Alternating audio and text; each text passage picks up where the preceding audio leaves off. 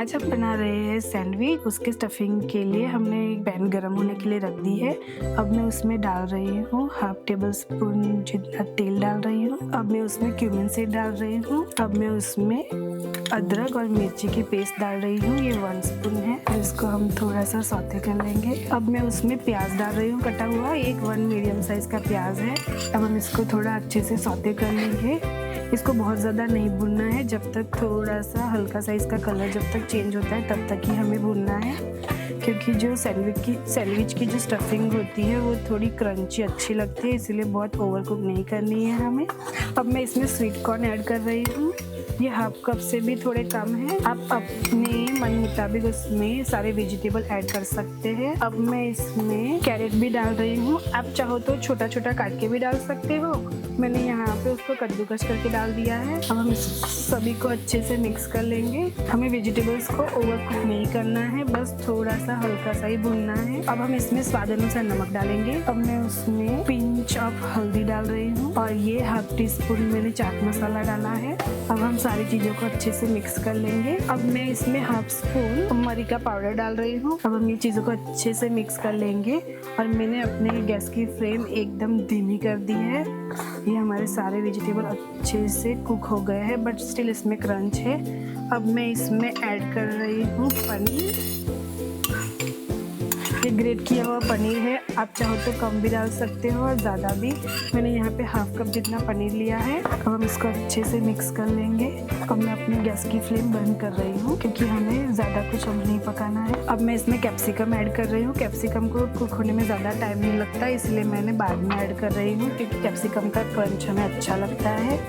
ये जो सारे वेजिटेबल अभी थोड़े गर्म हैं, उसी के साथ वो अच्छे से कुक हो जाएगा। अब ये स्टेज पे आप ये मिक्सचर को थोड़ा सा चख लीजिए। अगर आपको कुछ भी कम लगता है, नमक या तीखापन, तो आप इसमें ऐड कर सकते हैं। अगर आप चाहो तो इसमें लाल मिर्च भी ऐड कर सकते हैं, बट मैंने नहीं डाली है, क्योंकि मैं जो हरी चटनी बनाऊंगी उसको थोड़ा ज़्यादा तीखा रखूंगी, इसीलिए। अब हम लास्ट में इसमें 1 टेबल स्पून टमाटो केचप डाल रहे हैं। ये अच्छा सा खट्टा मीठा टेस्ट देगा इसको। अब हम सारा कुछ मिक्स कर लेते हैं और इसको एक बाउल में हम निकाल लेंगे। हम सैंडविच के लिए तीखी वाली चटनी बनाते हैं। हम ये वाली चटनी बहुत ही अच्छी चटपटी बनाने वाले हैं। इसके लिए मैंने मिक्सिंग जार में ले रही हूँ मूंगफली, जीरा एंड ब्लैक पेपर डाल रही हूँ। अब मैं इसमें अदरक का टुकड़ा डाल रही हूँ और मैं इसमें तीखी वाली मिर्च डाल रही हूँ, ये 8-10 है। अब मैंने 2 स्पिनच के पत्ते ले लिए थे, वो उसको धो के डाल रही हूँ और हम बाद में ऐड कर रहे हैं कोरिएंडर। अब मैं 2 आइस के टुकड़े ले रही हूँ, ताकि जब हम चटनी को ग्राइंड करें तो उसका कलर अच्छा सा ग्रीन रहे, क्योंकि जब मिक्सी को हम चलाते हैं तो उसमें हीट क्रिएट होती है, तो हमारा चटनी का कलर बिगड़ ना जाए, इसीलिए। अब मैं इसमें हाफ टी स्पून काला नमक डाल रही हूँ और हाफ टी स्पून सादा वाला नमक और हाफ लेमन जूस डाल रही हूँ। मैं उसमें 3-4 चम्मच पानी डाल के अब इसको मैं स्मूथ पीस लूँगी। अब हमारी चटनी अच्छे से ब्लेंड हो गई, आप देख सकते हैं उसका कलर भी कितना हरा है और ये टेस्ट में भी बहुत चटपटी है। हम कोई भी सैंडविच वगैरह बनाते हैं, उसका मेन टेस्ट उसकी चटनी में होता है। अब हमने ब्रेड को टोस्ट करने के लिए यहाँ पे गैस पे तवा रख लिया है और उसको गैस ऑन करके थोड़ा गर्म भी कर लिया है। अब मैं इसके ऊपर 2 ब्रेड की स्लाइस रखूंगी। ये मैंने सैंडविच ब्रेड ली है। एक साइड हमारी ब्रेड अच्छे से हो गई है, तो मैं उसको पलटा देती हूँ।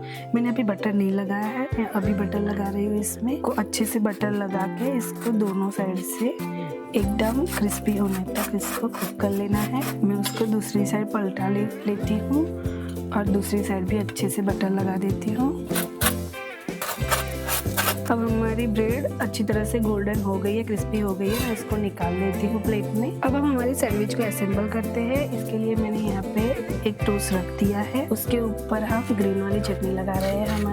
हमें चटनी बहुत ज़्यादा नहीं लगानी है, क्योंकि बहुत स्पाइसी है। क्योंकि हम अगर ज़्यादा चटनी लगाते हैं तो हमारी ब्रेड भी बहुत सॉगी हो जाती है, तो उसको हल्के से लगाए। अब इसके ऊपर हमने जो स्टफिंग बनाया था उसको हम डाल रहे हैं। ये सारे स्टफिंग को अच्छे से फैला लें। अगर आपको चीज़ पसंद है तो आप यहाँ पे इसके ऊपर चीज़ स्लाइस भी रख सकते हैं या आप चीज़ को ग्रेट करके भी डाल सकते हैं। मैंने अच्छे से फैला लिया है। अब हमने दूसरी ब्रेड की स्लाइस ले ली है, उसके ऊपर हम टमाटो केचप लगा रहे हैं। इसके ऊपर रख देंगे। अब हम दोबारा से ये साइड पे ग्रीन चटनी लगा रहे हैं। हम ये 3 लेयर वाली सैंडविच बना रहे हैं। अब हम इसके ऊपर कटे हुए वेजिटेबल्स डाल देंगे। मैंने ये बॉइल्ड पोटैटो ले लिए हैं, इसको मैंने स्लाइस कर लिए हैं। अब इसके ऊपर मैं थोड़ा सा चाट मसाला डाल रही हूँ। उसके ऊपर मैं ये बीटरूट की स्लाइस रख रही हूँ। आप ये स्टेज पे अपने मनपसंद वेजिटेबल्स काट के डाल सकते हैं। अभी दोबारा मैंने चाट मसाला स्प्रिंकल किया। अब मैं इसके ऊपर टमाटो की स्लाइस रख रही हूँ। दोबारा से हम चाट मसाला को स्प्रिंकल कर लेंगे। अब हमने तीसरी वाली जो ब्रेड स्लाइस थी उसको ले लिया, उसके ऊपर टमाटो केचप लगा देंगे हम।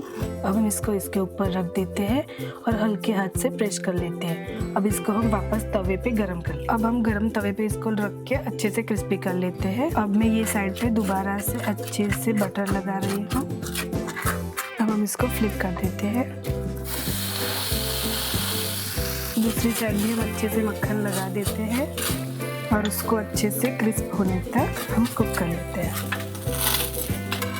अब हम इसको फ्लिप करके दूसरी साइड भी पका लेते हैं। आप देख सकते हैं एक साइड से अच्छे से क्रिस्पी हो गई है। अब हमारी सैंडविच बहुत अच्छे से कुक हो गई है, क्रिस्पी हो गई है। अब हम इसकी प्लेटिंग करते हैं। अब हमारी सैंडविच को चॉपिंग बोर्ड पे ले लेते हैं और उसको कट करके सर्व करते हैं।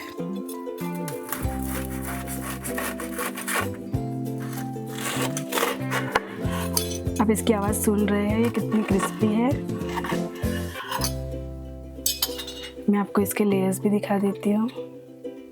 आप देख सकते हैं कि ये बहुत ही डिलीशियस सैंडविच बनके हमारी रेडी हुई है और हेल्दी भी इतनी है, घर में सबको बहुत पसंद आती है। आप भी बनाइए और अपनी फैमिली को खिलाइए।